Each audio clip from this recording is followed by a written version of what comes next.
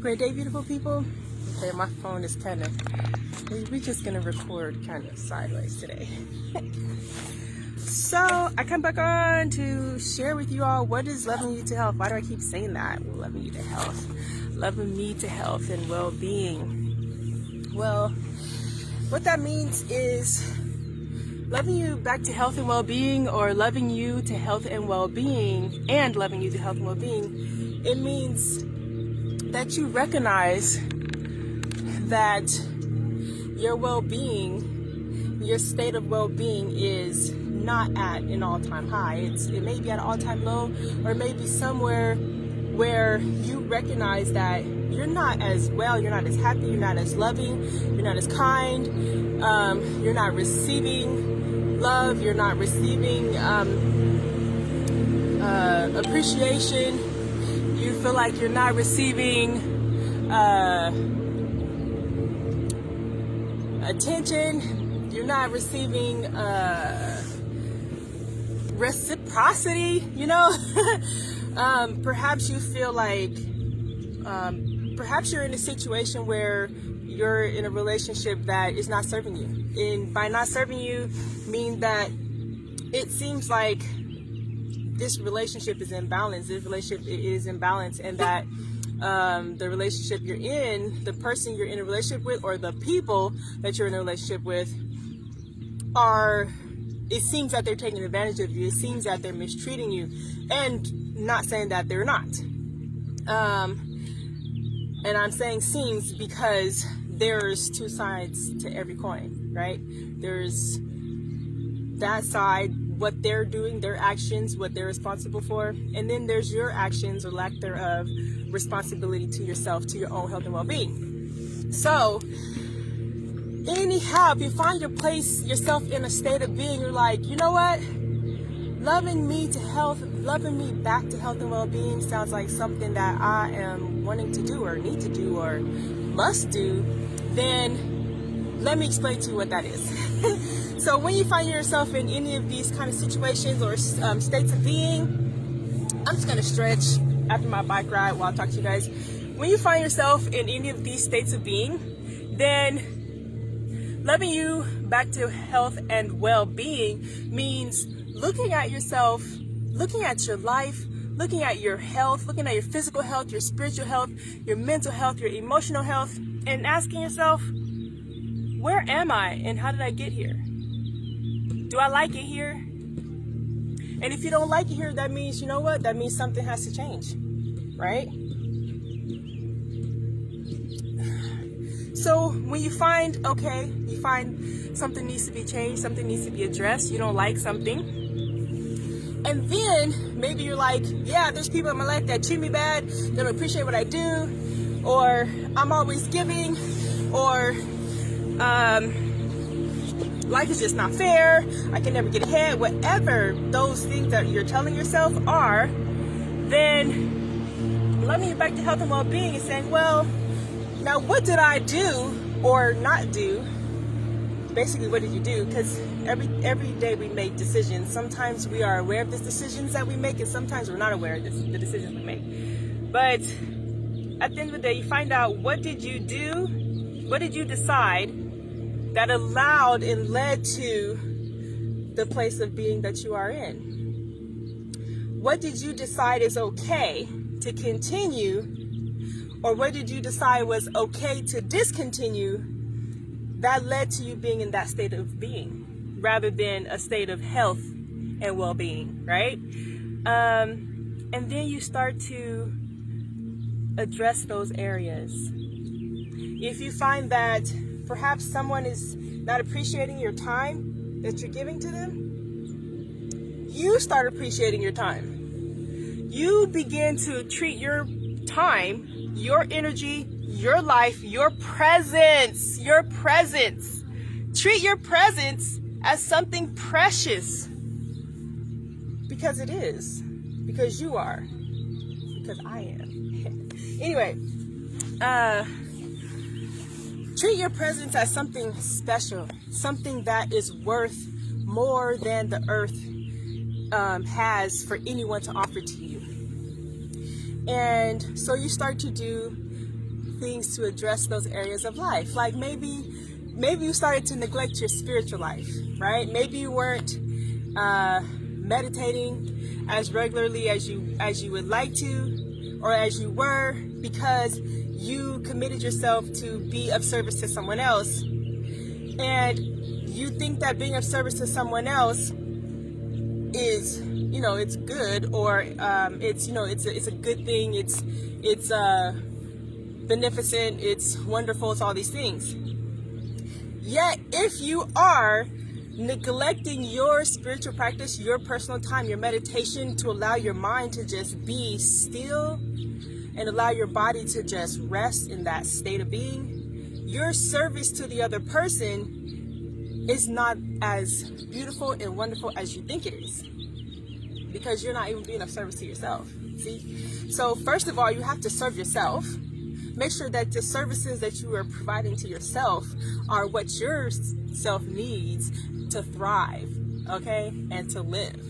So if you are, for instance, say you want to change the way you eat, and nobody else in your household wants to change the way they eat, unless they're people who can't fix food for themselves. And even in that case, if there are people who can't fix food for themselves, then what you fix is what you fix, right?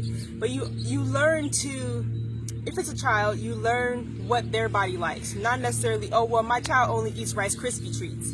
Well, nah, you gotta change that. Anyway, I'm not here to tell you what to do. I am just suggesting to you that if your life is in a state of unwellness and or illness, then you want to bring it to a place of wellness and well-being. Then you take an honest look at your life, and then you address it. You utilize tools, you utilize your own inner drive, your intuition, your own knowing about yourself to implement those tools. You find out what works best for you, what works best for your body, what works best for your spirit, what works best for your emotional well-being, and then you do that. For instance, connecting with yourself, right? Say you feel disconnected. Maybe you feel disconnected from who you are. Maybe you feel disconnected from your life. You're just kind of going with the flow of everything around you. You're just like playing a part in everyone else's life rather than having your own life that is connected to others. Then something that you can do to reconnect with yourself is to spend time in the mirror, uninterrupted. So today would be the day that they're going to work on the playground. But anyway, you spend it doesn't have to be any set amount of time. You can just go and look in the mirror and just stare at your eyes. Stare into your own eyes as long as you can stare into your own eyes in silence and not say a word.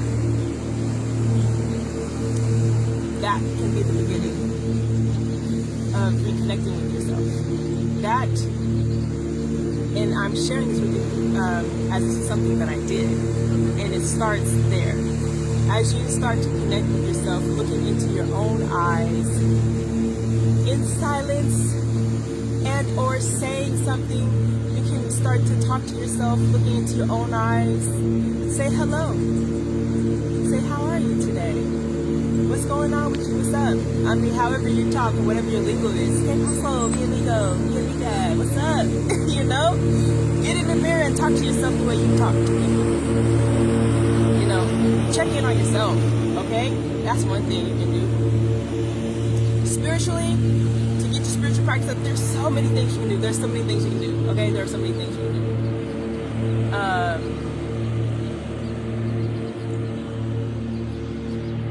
do. Talking with people, I find that a lot of people don't understand, and this is okay. They don't understand the value of meditation. They don't understand the value of having uninterrupted time to yourself, to just sit and be with your own thoughts, your own feelings, your own everything. Like, just like, that's all you focus on. That's it. Like, you're just there. Like, you're just there. My daughter, she does it one of her ways is she gets on the swing, and she swings until she's done swinging. She swings in this. That's her time to allow whatever to just allow it to process, allow it to just be, to watch it, whatever. And I can tell when we haven't been to the playground in a while, she gets different. So that's one way of doing it, of addressing your spirituality. Chanting. There's so many things. Like, there's so many things. One of the things that I do, that I like to do, so my daughter, my youngest daughter, she came up with this. One day, I didn't even know this was a thing, y'all. Like, one day, a few years back, she was like, let's have a contest and see who can make a sound for the longest. So me, her, and my firstborn, we are just sitting there, and then, so we were like, what do you mean? So she's like, so, like, the sound A, like that, right? She's like, let's see who can sound off the longest. So we're like, okay, let's do it, bam, let's do this. So we all thought we were gonna win. Why did she outlasted me and the firstborn, okay? And so the firstborn was like, oh, no. So we were like, hey! I mean, and we just did it, right? And we did so many different sounds. How about a couple years, so we would do that periodically, every few months or whatever.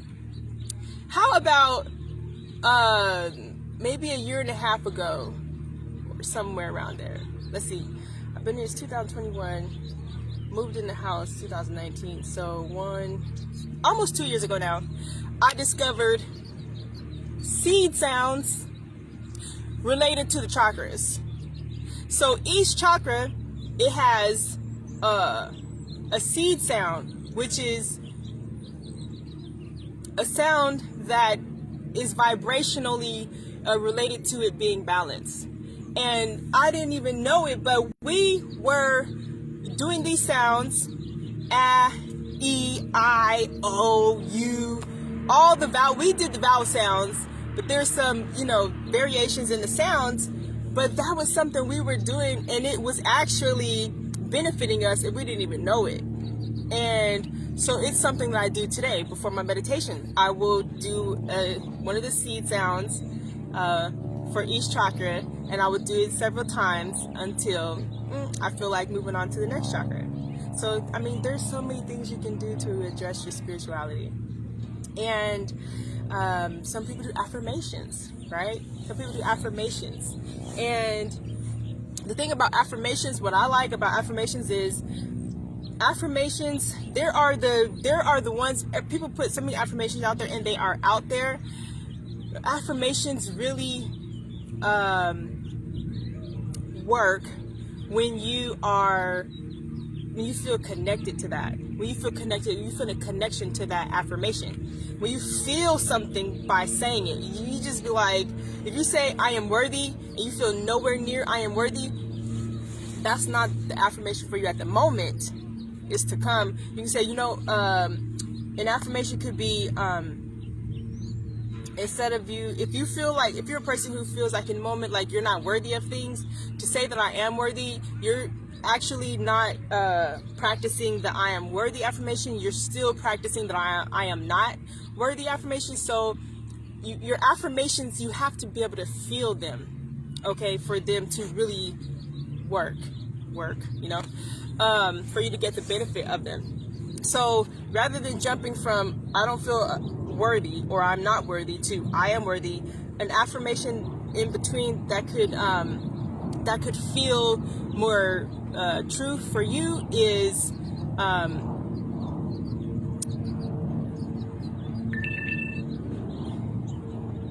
trying to think, I have to go back is you can just be like, I deserve better. You might not feel like you are worthy of all the aspirations and hopes and dreams you have, but you deserve to feel better. So you can say, I feel better than I did yesterday. I am worthy to feel better, right? And so that can be your affirmation, and that can be where you are. in that moment. And then as that becomes a stronger sense of being for you, you can be like, I deserve to feel better. I will feel better. I am better. I deserve to be whatever, until you work yourself up to I am worthy. Somebody who's really good at getting a thought to the next thought is Esther with Abraham, Esther Hicks and Abraham, she's really good. They are really good at going from one thought connected to a feeling to another thought connected to the next highest feeling, up and up like that, right? And so that's the thing. Emotionally, a way that you can help yourself emotionally to get to a more emotionally balanced state of well-being is to allow yourself to express what you feel in the moment. Now, this is something that I myself am still too working on. Allowing myself to express the way that I feel in the moment that I'm feeling it and not suppressing how I feel because of what I think people around me are gonna think. And for me, the thing is, the limiting belief that I'm addressing is that I won't look strong, or people will perceive me as weak. And if they perceive me as weak, then they would perceive me as not worthy of their love, right? And so I am addressing that by allowing myself to express in the moment as much as I can, as much as I feel comfortable. So the moment may have passed, like the moment, it may have been like 3:33, something happened, and I felt a certain kind of way, but I didn't express it in that moment. Maybe at 3:40, I'm letting it out then, right? And I'm getting closer. For me, I've recognized that it could have been months and months before I would have fully expressed an emotion about an event. Now it's getting closer. Like it's not taking months for me to express something. So for me, the way that I'm addressing my emotional balance and getting more emotionally balanced is by allowing myself to express. And when it does start to come up, just letting it out, not holding it in, not caring about what somebody else is going to think of me because I'm expressing my emotions. Bump what they think, because how I feel is more important. How I feel is more important. And I know I feel well, and I am in a more optimal state of well-being and health when I don't suppress my emotions. So if someone looks at me and sees me crying and having a snotty, teary mess of a emotional expression, and they think I'm weak for that, then they can step off and live their life without me. Because how I feel is most important to me. How I feel matters most. How I walk, how I live my life matters most to me. Not how somebody else thinks about the way that I live my life. And so that's something that I'm addressing. So, I'm just out here enjoying this beautiful sun. I am going to get my yoga on out here in the park. I would have you join me. This video is long enough. And I had actually addressed the things that I wanted to address, but just to let you know what loving you to health and well-being is all about. And why do I keep saying that? Because most of us are not loving ourselves. We may be into like the whole, it's a trend, which is okay, self-care, taking a bubble bath once a week or whatever it is. Let's challenge ourselves to go deeper into what loving yourself means, what it looks like, how it feels, how you know it's intrinsic and not external, although sometimes external can inspire you. And the reason it inspires you is because it's already in you, and it's a reflection of what's inside of you. So loving you to health and well-being, loving you back to health and well-being is something that is a daily decision, daily decisions for you to make. And I'm making these decisions every day. And Infinite Without Measure Health and Wellbeing Center is about helping you love yourself back to health, helping you love yourself to health and well-being. And so if you ever would like to talk, give me a call. I'm here. We can have a brief conversation to address your needs, things that you feel like you need, and you might need some assistance, you might need some accountability, and I'm here for that. I am an integrative health and nutrition coach, and so I'm here to help you to be accountable to yourself with your own goals if you want it. All right, take care. Thank you for listening and watching and joining in. Everybody have a beautiful, beautiful day. Okay. Oh, now if I can just, end the video because my battery was low, so I couldn't even see the screen. All right, take care. Have a beautiful day.